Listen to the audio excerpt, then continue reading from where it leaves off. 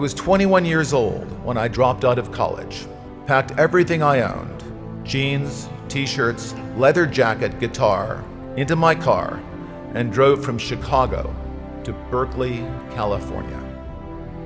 During my California springs and summers, I spent most of my days in the high Sierras in Yosemite Valley, working as a river guide and a rock climbing instructor. I loved those jobs, but unfortunately they didn't pay that well. So I also got a job working a couple of days a week as a computer programmer back in Berkeley. I had learned to program in college. I didn't love programming, but it was fun and I was good at it. And computer programming gave me the same kind of satisfaction as solving math problems and playing chess, both things I enjoyed before I became a confused teenager.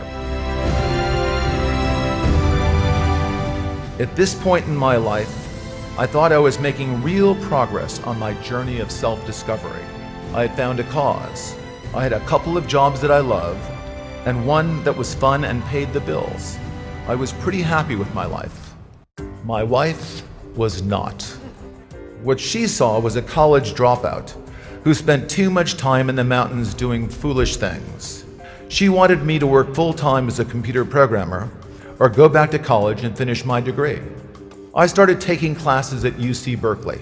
I took several classes, but the only one I can remember was a sailing class taught at Berkeley Marina. Once again, I fell in love and began a lifelong affair with the limitless, omnipotent Pacific Ocean. When my class was over, I wanted to buy a sailboat.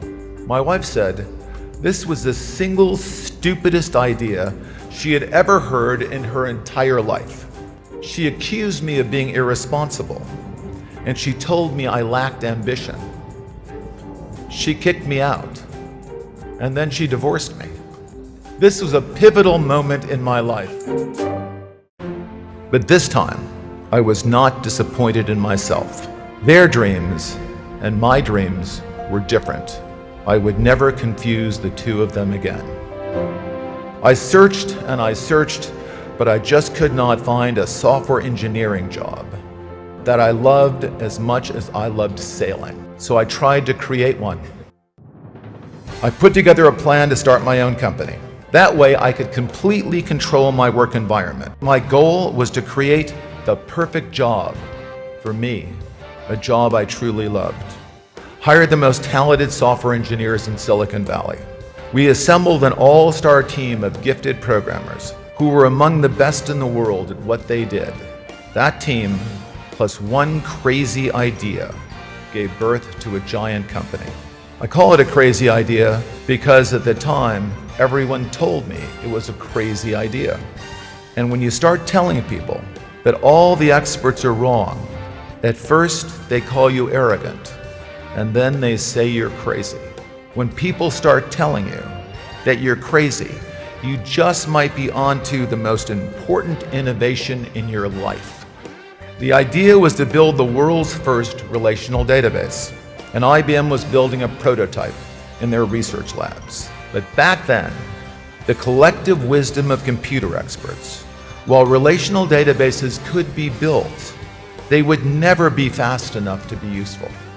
This is one of those times when the experts were wrong. Arrogance and insanity turned out to be innovation in disguise. As the information age moved from dawn to the full light of day, technology horizons were constantly shifting, revealing a brave and exciting world of new possibilities and new opportunities. Oracle doubled in size year after year after year for 10 years. I had set out to create the perfect programming job for me. Instead, I created a job where I had to stop programming altogether. I attempted to create an environment that I could completely control. Instead, I was running a company with thousands and thousands of people that was growing so fast that it was impossible for anyone to control. In a constantly changing world, what is possible is a moving target. Don't be afraid to experiment and try lots of different things. And don't let the experts discourage you when you challenge the status quo. Each of you has a chance to discover who you are rather than who you should be.